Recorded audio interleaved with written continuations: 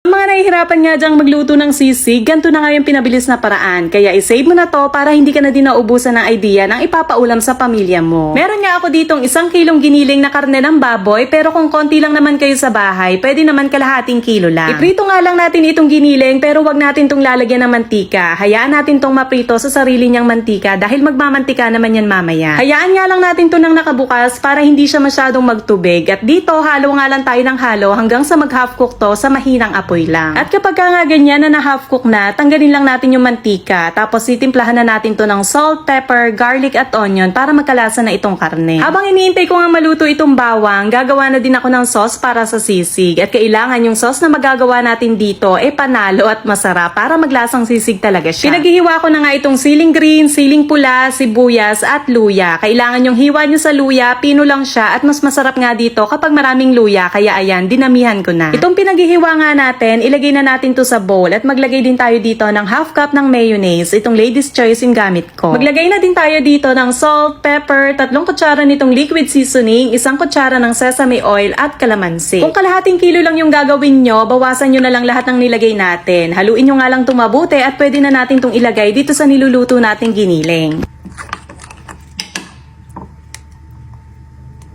Ihalo lang natin dyan yan at meron na tayong instant sisig. O diba, hindi mo na kailangan magpausok para lang makapag-ihaw o kaya magprito dahil giniling lang pwede ka nang makagawa ng sisig. Napakadali lang nitong gawin kaya kayang-kaya nyo din yan. Kahit nga wala ng sizzling plate, magagawa nyo yan. At dito pala sa gitna, naglagay din ako dito ng 2 itlog. Hinalo ko na din para maluto at ayan na, ready na ang ating sisig. Nako, kung nagkikrave yung asawa nyo ng sisig, lutuan nyo na yan. Huwag na kayong bumili sa labas dahil mapapamahal pa kayo.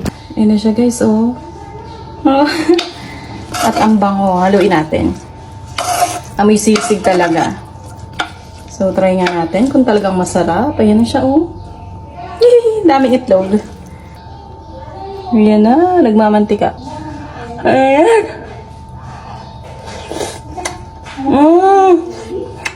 Baba!